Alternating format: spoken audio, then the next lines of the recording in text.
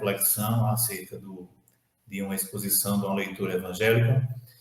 E nós trazemos a leitura hoje também, dando continuidade do livro Caminho, Verdade e Vida, psicografia do médium Chico Xavier, ditado pelo Espírito Emmanuel, que faz parte da coleção Fonte Viva.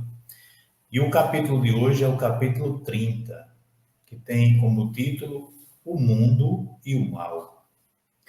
Então, inicialmente, essa leitura vai começar com uma passagem lá do Evangelho de João, de São João, nada mais conveniente, né? João, a gente estamos no mês, saindo do mês mariano de maio, entrando para o mês de junho, tão conhecido como mês junino.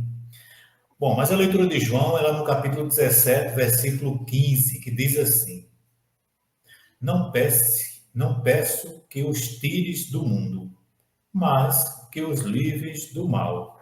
Palavras de Jesus, recomendação de Jesus a Deus, né? Quando ele diz, não peço que os tires do mundo, mas que os livres do mal. Então a gente vai ver uma exposição aqui de Emmanuel acerca dessa passagem e fazer os devidos comentários. Então, sobre esse versículo, Emmanuel, ele traz a seguinte reflexão.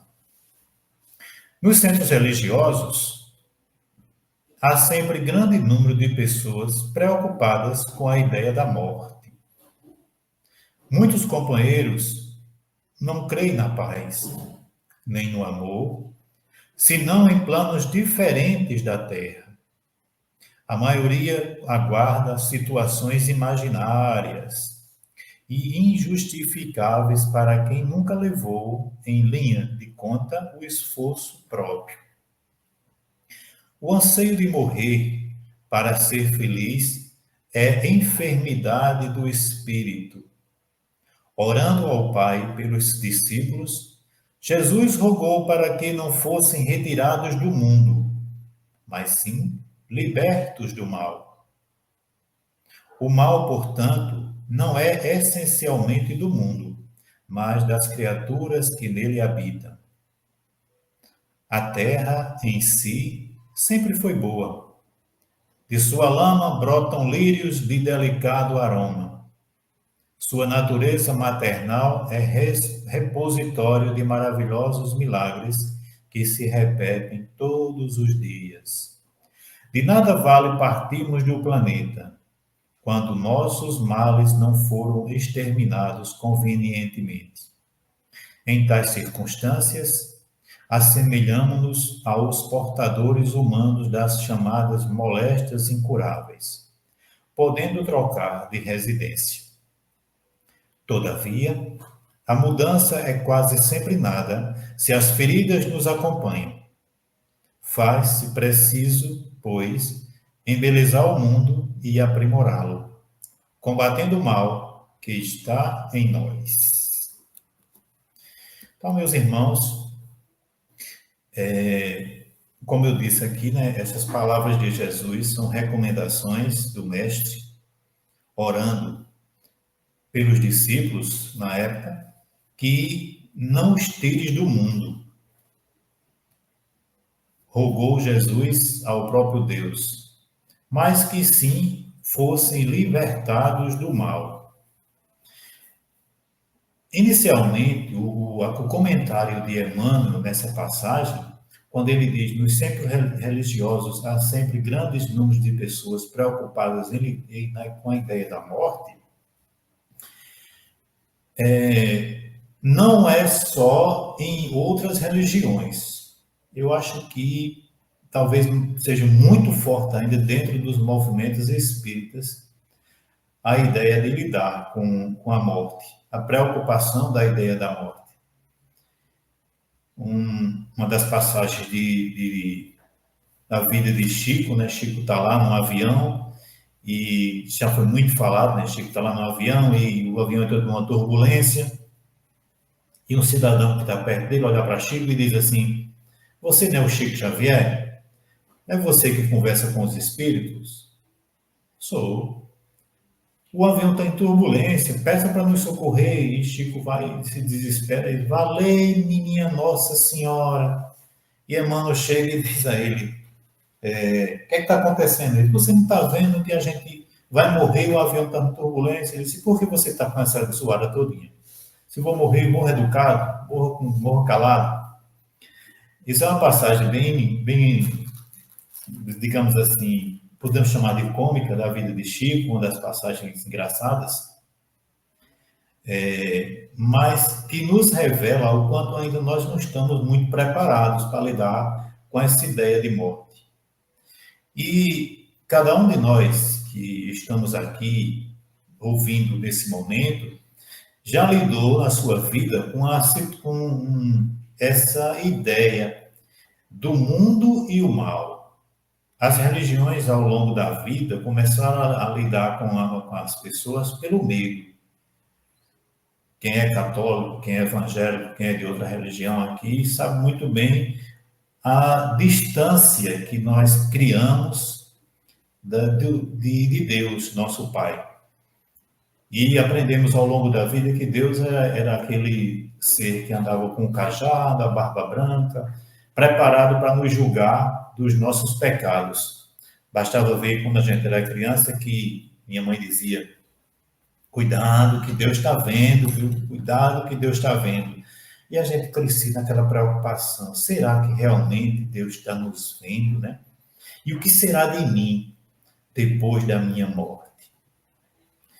Então ele continua dizendo, muitos companheiros não creem na paz, nem no amor, senão em planos diferentes da terra. Então a gente teve sempre essa dificuldade de lidar com a crença na paz e no amor. Quantos de nós já ouviu a seguinte frase, esse mundo não tem mais jeito não, o mundo está próximo a se acabar.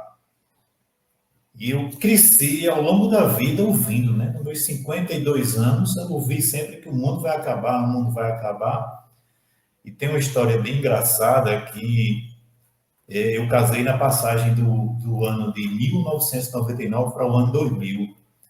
Meu casamento foi no dia 31 de dezembro de 1999. E eu lembro que eu era católico na época, né? E eu lembro que eu brincava com essa situação. Eu dizia assim, eu vou morrer no início, no final de dezembro, antes de chegar a 2000, porque se o mundo acabar em 2000, eu vou acabar casado. E a gente tinha aquela ideia. Eu lembro umas frases que minha avó dizia, na parede da casa da minha avó tinha um quadro com a imagem de Nossa Senhora com Jesus no colo. E tinha uma sandalinha pendurada no pé do menino Jesus.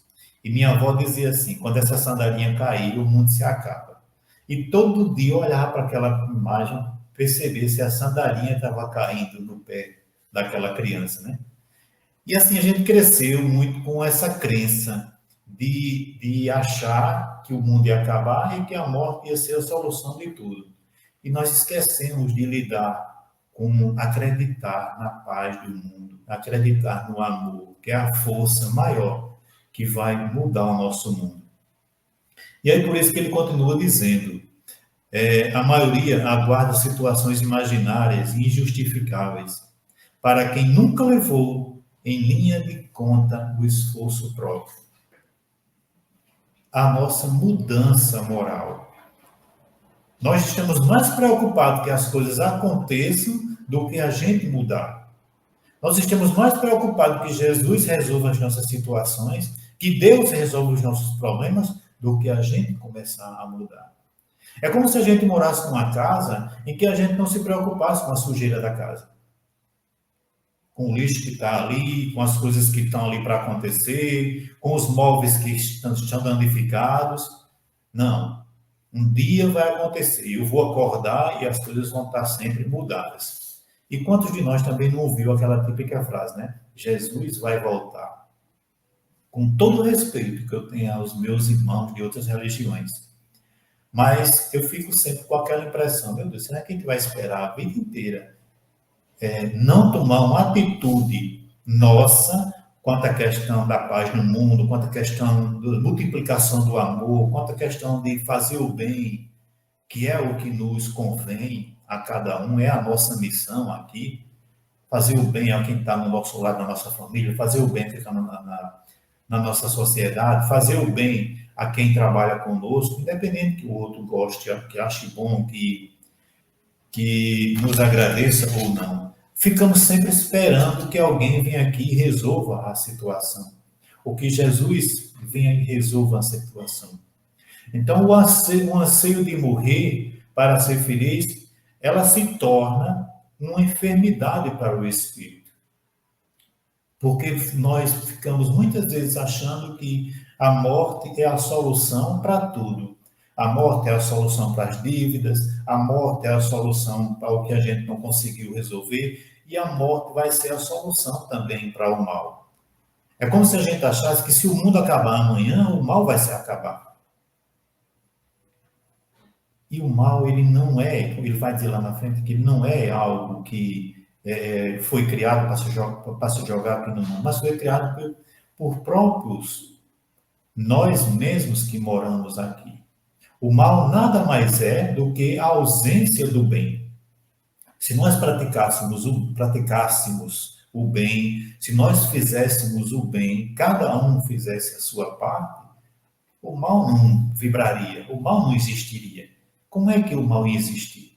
Então, pela ausência do bem é que muitas vezes o mal se implanta. E aí fica entendido quando a gente percebe que se cada um de nós fizesse a nossa parte, praticasse o bem, praticasse o perdão, praticasse a caridade, o mal não existiria. Orando ao Pai pelos discípulos, Jesus rogou para que não fossem retirados do mundo, mas sim libertos do mal. Então, essa recomendação de Jesus é para que não precisa tirar ninguém daqui. Aqui onde a gente escolheu, foi a nossa escolha espiritual para a habitação, para o nosso lar. O planeta Terra é o nosso lar. Provisório, mas é o nosso lar. Então, se estamos aqui, estamos com a missão de cuidar desse planeta. E o fato de eu achar que a morte vai resolver tudo, eu vou voltar para aqui um dia. E que tipo de planeta eu vou querer? Que exista mais maldade? Que exista, que o mal ainda predomine? Por isso é que cabe a cada um de nós ajudar, dar a nossa contribuição, fazer a nossa parte, para que essa mudança de regeneração aconteça. Para que essa transformação que a gente tanto sonha aconteça. Que ela também não vai acontecer num passo de mágica. Ela se prolonga e se torna mais longa à medida que a gente também pratique menos o bem. À medida que a gente deixe que o mal se aflore mais.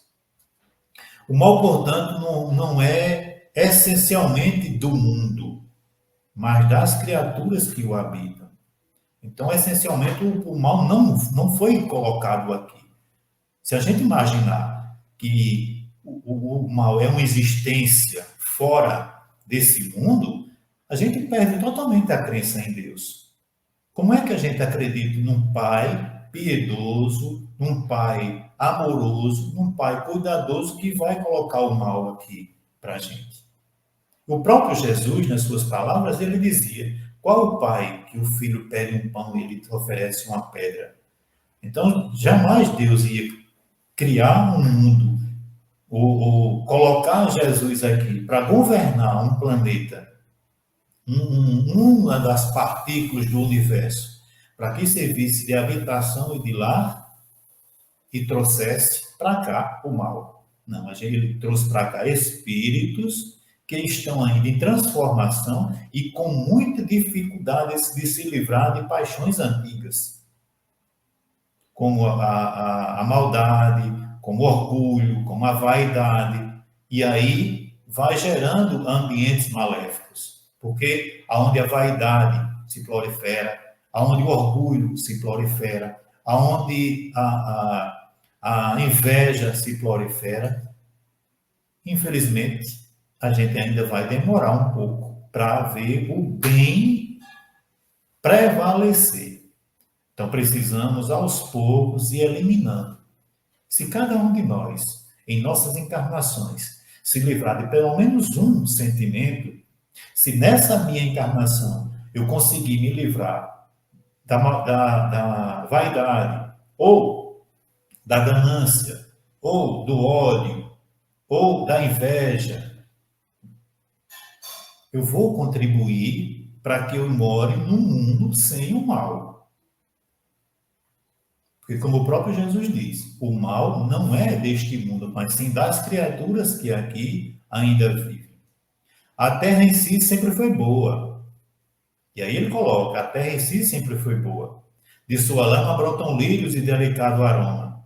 Da sua natureza materna é repositório de maravilhosos milagres que se repetem todos os dias. Apesar dos nossos mal cuidados, apesar das nossas teimosias, apesar das nossas intolerâncias, a Terra mostra todos os dias, através da sua própria natureza, que ela sempre foi boa, que ela nos oferece o que é bom, que ela nos oferece o fruto do alimento, o pão de cada dia, a água que sacia nossa sede, o ar que respiramos.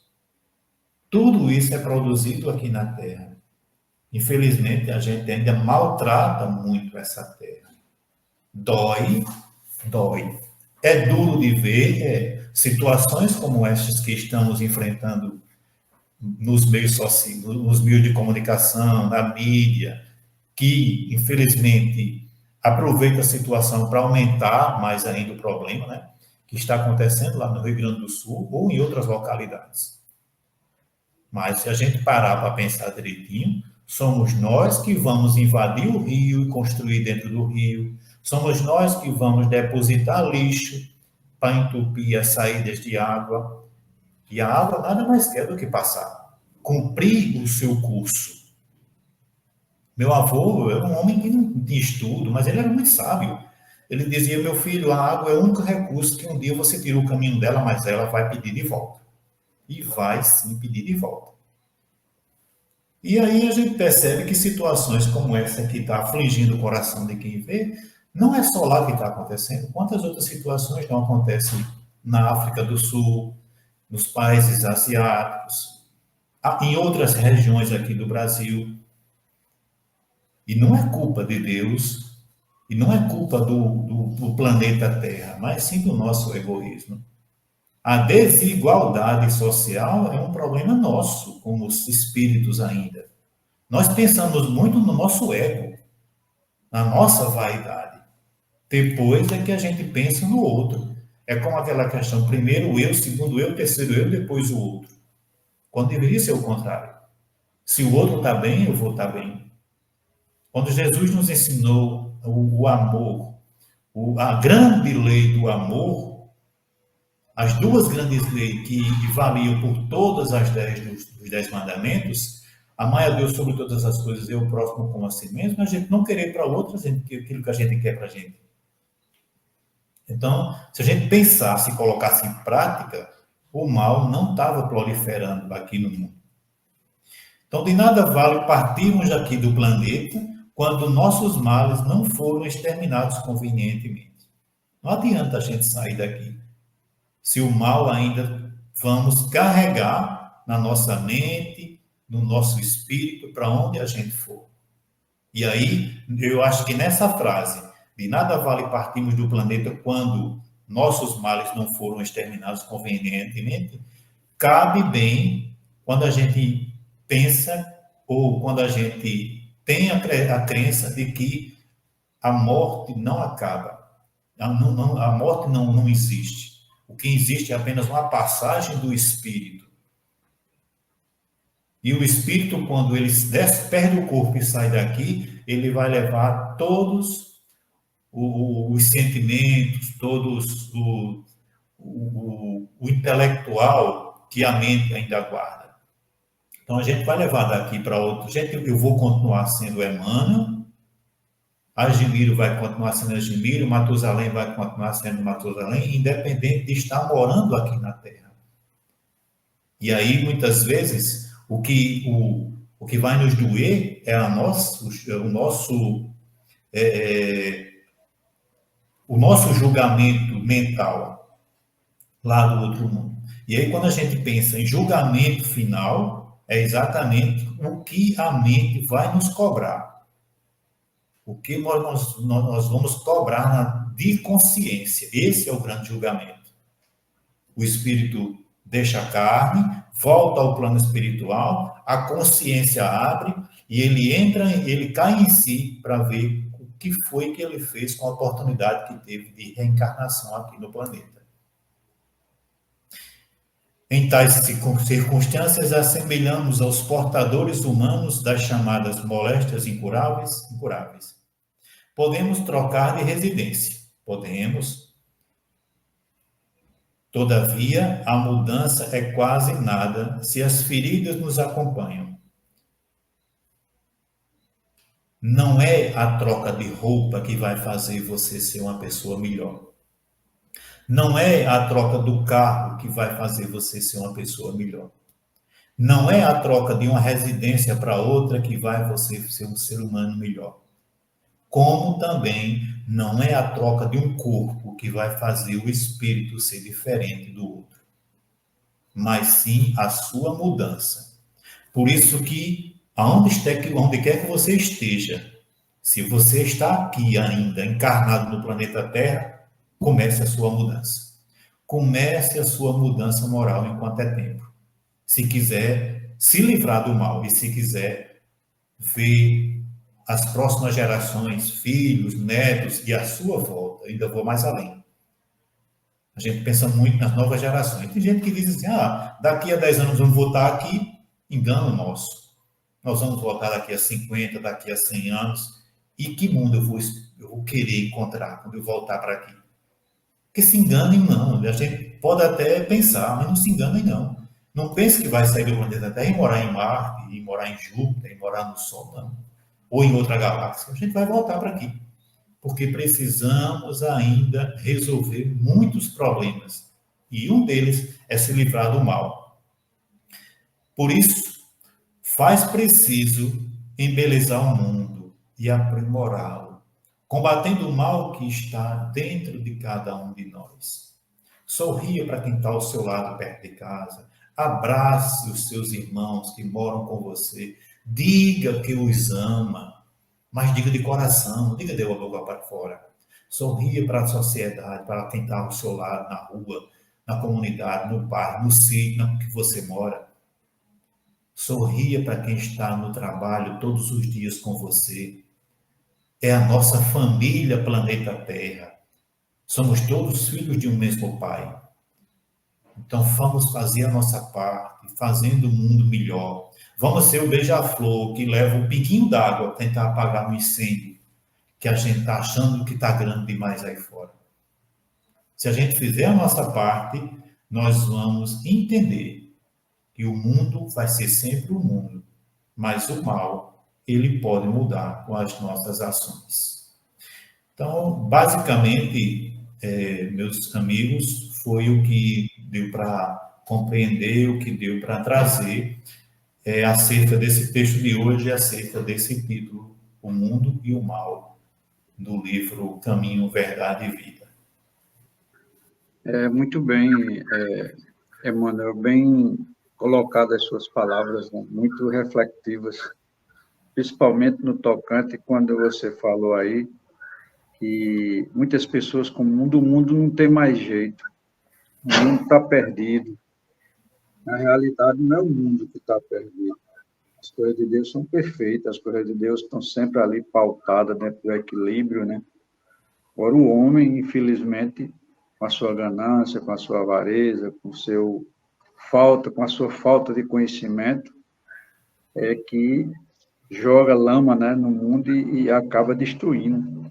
Você vê a enchente, né, lá você frisou bem a enchente lá do Rio Grande do Sul. Já tiveram um problema desse há não sei quantos anos atrás aí. Mas o que é que eles fizeram? Eles tentaram ir contra a natureza. Fazer uma barragem, uma barreira, tudinho. Quando mais lógico seria o quê? Não adianta a gente ir contra a natureza. Vamos mudar daqui, vamos para um lugar mais alto. Teria evitado, né, todo esse transtorno, toda essa situação. A gente dá uma chuva forte em Campina Grande, né? Determinados setores inunda, você não pode nem passar, o carro não passa, você tem que parar, esperar que a água escoe para poder você passar. Mas o que é aquilo? É o homem que vem com a sua ceboseira, como diz o ditado, né? O seu lixo, além de tapar o curso natural do rio, né, Miriam? Além de tapar o curso natural, ainda joga detrito, sujeira, lixo, que atrapalha cada vez mais, né? Eu moro aqui num setor, por exemplo, a 100 metros da minha casa, há 30 anos atrás, era o curso natural de um rio. E mais na frente, daqui na minha rua que passava, né? Mais na frente, uns 100 metros, 150 metros para frente, era um açude, né? O pessoal saiu soterrando, e no lugar do açude, dentro do açude, aterrado, tudinho, e fizeram um edifício de 20 andares. Então, quando veio a primeira chuva, que tinha que ter o escoamento certo, o que é que aconteceu? Minou água de tudo quanto foi de canto, e a garagem deu quase 2 metros de altura de água. Por quê? Porque o homem atrapalhou as coisas.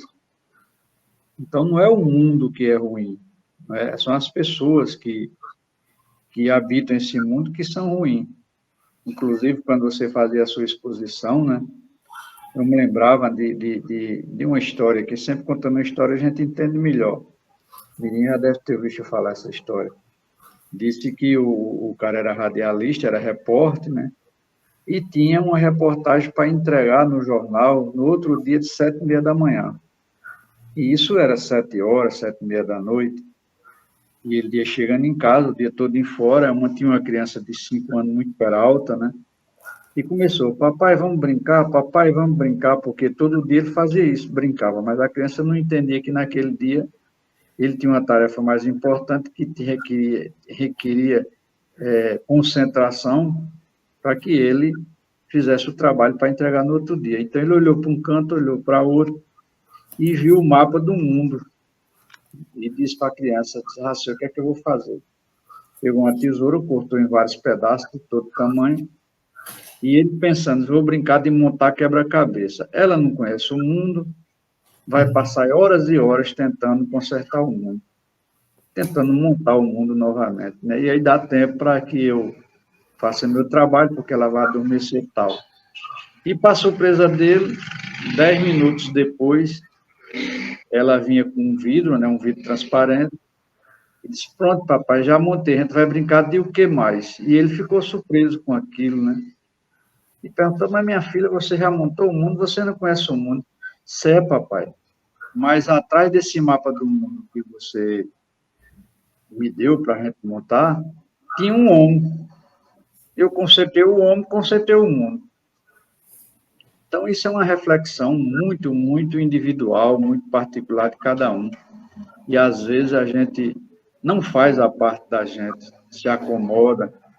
Se nós fizéssemos a parte da gente, pegar o lixozinho, botar no canto certo, as coisas certas nas coisas certas, né? Aquele negócio que diz, né? Quem cumpre com as suas obrigações, ninguém reclama direito. Então, na realidade, não é o mundo que é mau. O mundo é belo, o mundo é perfeito, né? A gente é que tem que mudar. Nós que fazemos... Não é verdade, menino? Quer comentar alguma coisa? Você foi muito feliz quando disse que Deus não trouxe o mal para o mundo. E realmente não trouxe. Porque o mal é o desconhecimento do bem, a ausência do bem. E isso está em nós, não é? Deus é, como você disse, é infinitamente amoroso e bom. Nós é que temos ainda defeitos a corrigir. E isso é o que gera a maldade. Mas esses que pensam que são mal, eles não sabem o que é o mal. Então, essas coisas que Marcos colocou aí, tudo isso, o que está acontecendo no mundo é uma resposta do mal que o homem está causando à natureza. Somente. Não tem castigo. Olha, pelo amor de Deus, meus irmãos, tirem essa palavra do dicionário de vocês. Deus não castiga. Esse Deus que castigava era o Deus de Moisés por uma necessidade àquela época, não mais hoje. Jesus mudou a história, nos fazendo ver que Deus é infinitamente bom e justo e amoroso. É aquele pai que você citou o exemplo, o pai que o filho pede um pão, ele dá uma pedra, pede um peixe, ele vai dar uma serpente. Não. Então, temos que fazer a nossa parte. É tão pequena a nossa parte, mas o egoísmo, o orgulho, a vaidade, a cupidez, a arrogância, não nos deixam, porque são mazelas que trazemos de muito longe, e isso é o que nos faz mal para que causemos o mal. E aí a resposta já sabemos, né? Tudo o que está acontecendo é reflexo do que nós fizemos. Causa e efeito. Então, ninguém vai fugir disso. E essa lei opera no universo. Enquanto não fizermos a coisa certa, objetivando o bem comum, não vai funcionar, né? Mas não vamos deixar de continuar fazendo a nossa parte. O bem que eu faço independe do mal que o outro faz ali. Aí é problema dele, né? Então vamos fazer como o grande apóstolo dizia: o amor cobre uma multidão de pecados. Você foi muito feliz na sua colocação. Outra coisa que ele colocou também, Admir, é quando ele disse que a andorinha sozinha se molhava e ia tentar apagar o fogo. É bem interessante. Uma andorinha só não faz verão. Mas se reunir essa bicharada todinha, apagava a floresta, né? Então, tem uma história engraçada, até cômica, né? Que um religioso estava num cavalo, né? E parou perto de uma criança. O menino lá no chão brincando, ele pergunta: meu filho, onde é que fica o correio? Eu sou novo na cidade, não conheço. Aí o menino disse: olha, o senhor vai direto aqui e dobra aquela rua direita, tem uma casa azul. Ele disse: é lá. Ele disse: não, o senhor passa da casa, mais na frente o senhor dobra de novo à esquerda agora, aí vai ter uma casa vermelha. Ele disse: é lá. Ele disse: não, nessa casa vermelha, o senhor passa mais duas, dobra à direita e vai ter uma casa amarela. Ele disse: é lá. Ele disse: pronto, é lá. Aí o religioso disse: tá bom, meu filho, muito obrigado. Aí olhou para o menino e disse: você estuda? Ele disse: não, senhor, estou estudando não. Vá lá na igreja, aos domingos, fazer o quê? Ele disse: eu vou lhe ensinar o caminho do céu. Ele disse: o senhor não sabe nem o caminho dos correios, vai ensinar o do céu. Muitas vezes a gente é assim, né? A gente não sabe nem resolver os nossos problemas, mas queremos resolver os problemas dos outros e indicar ainda um caminho que eu nem consigo encontrar. Mas que o outro fosse um toque de mágica de encontrar, né?